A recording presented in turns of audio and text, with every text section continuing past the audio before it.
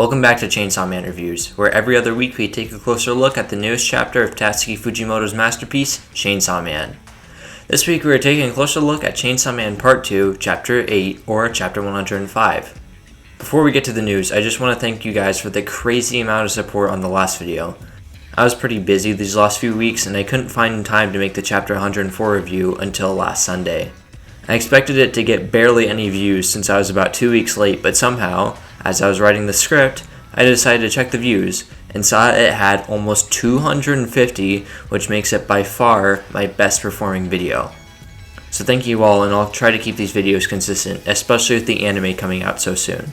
There hasn't been a whole ton of news since our last video, but there are one or two things that we should mention. The cover for Volume 12, or Volume 1 of Chainsaw Man Part 2, was revealed featuring Mitaka.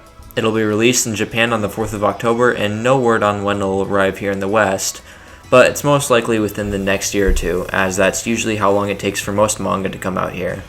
I'm torn on whether or not I should have this imported, as it would be cool to have since I already own all of Part 1 manga physically, but it's not like it's going to go out of stock or not get reprinted, so I'll probably just wait for the English release. And that's all the news for Chainsaw Man.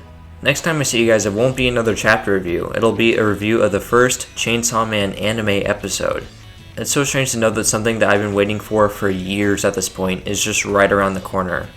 The last time I felt this was before Elden Ring came out at the beginning of the year, but somehow even greater this time. I can now wait to experience it with all of you and all the newcomers they'll surely bring in. A quick recap of last week's events: Denji made a deal with Yoshida that if Yoshida got Denji a girlfriend, Denji would stop trying to leak his identity. So Yoshida introduced him to Mitaka. They did not get along well, at all. So in order to try and impress her, Denji told Mitaka that he was Chainsaw Man. Unfortunately, or I guess fortunately, she didn't believe him and walked away. This chapter picks up directly after the last one, with Mitaka walking down the flight of stairs that lead to the roof. Yoru believes Denji and yells at Mitaka for leaving.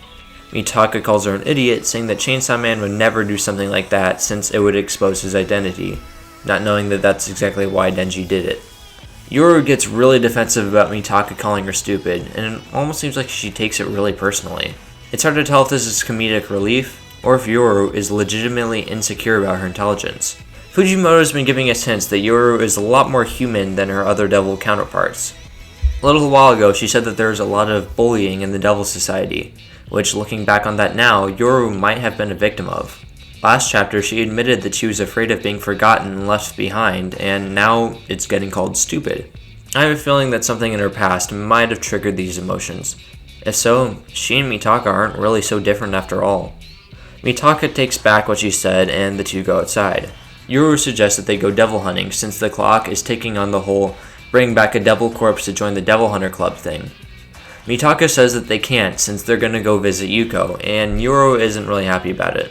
She says that they need to find Chainsaw Man, or else Yoru will just kill Mitaka and find another host. Mitaka suggests that they should try to draw a devil to the school and force Chainsaw Man out. Yoru agrees with this, and Mitaka tells her to think up how they're gonna do it since Yoru says she's so smart.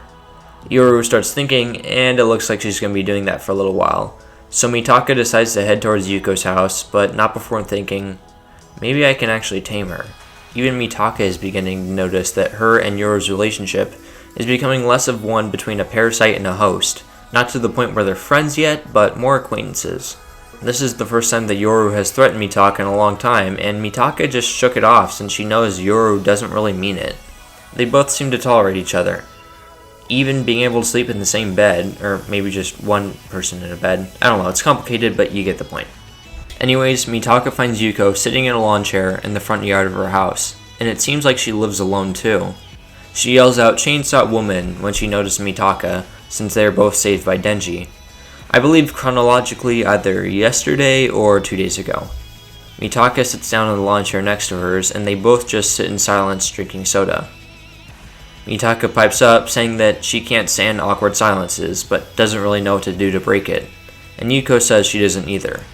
Apparently, Yuko's never really had any real friends, or at least what she considers a real friend, since Mitaka is the only one to come visit her after she got injured, which is a little surprising considering how outgoing she is and willing to help other people.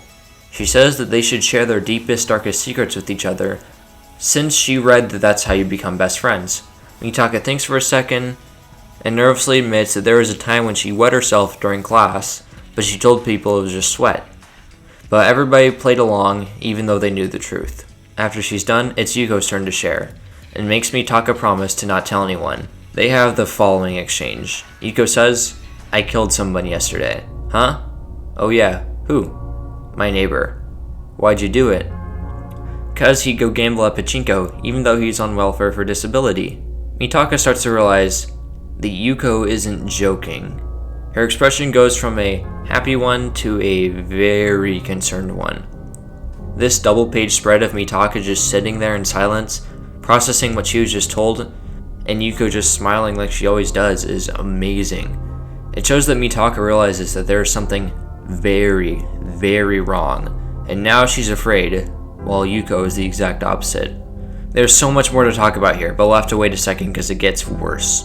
The silence is interrupted by a barking husky, the same type of dog Makima had. The person walking it waves at Yuko, and it turns out it's one of her neighbors, Mr. Asada. When he leaves, Mitaka asks Yuko if she's joking. Yuko says that she has the body in the backyard if she wants to see it.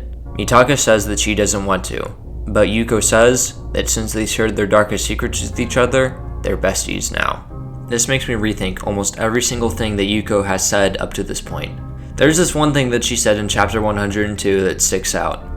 "Even if my actions turn out to be a mistake, if my heart was in the right place, that's all that matters to me." I don't think that Yuko is a completely sane person now. She clearly believes that her heart was in the right place when she killed her neighbor, so who knows how many people she's murdered up to this point. Mitaka is probably the first person she's told since she considers Mitaka to be her best friend and only best friend. And as she stated earlier, in order to be best friends, they had to share each other's darkest secrets with each other. Back on track, Yuko also says that she won't share Mitaka's secrets either, like how she killed her teacher and the class president while possessed by Yoru. Mitaka is in absolute shock and asks her how. Yuko says that she made a contract with the Justice Devil, which is the same devil that the class president made a contract with. Apparently the stronger sense of justice you have equals the more power you have, is what the Justice Devil offered her. This gave her the ability to read minds, and Yuko says that it felt good to get her secrets off her chest. Mitaka, still nervous, says that unauthorized contracts are illegal. Yuko says that she did it in the name of justice, meaning it's okay. And she did it to save Mitaka. Yuko drops another nuclear bomb, saying, "I'm gonna get rid of your bullying problem. Don't come to school tomorrow." Before we talk about anything else, we have to talk about this line. Fujimoto likes to hit you with the cold water of reality, using real-life events to set the stage. In part 1, it was when Makima was talking about a terrorist attack in the US that had given the Gun Devil so much power. And Fujimoto drew a panel that looked eerily similar to the World Trade Center being hit by a plane on September 11th. Now he's using one of the hottest topics in at least the US right now, school shootings. There's a lot to say about this, but we might have to wait and see for the next chapter. This is an amazing chapter and probably one of the best in Chainsaw Man overall. The double page spread and the "don't come to school tomorrow" line really sold it for me. One thing I want to talk about though is what exactly is the Justice Devil. I thought it was a little odd for the class president to make a contract with the Justice Devil instead of a less powerful sounding one that's more common, but I didn't really think much of it. Now it seems that the Justice Devil is handing out contracts willy-nilly to civilians. My theory is that the Justice Devil could be one of the four horsemen plotting something.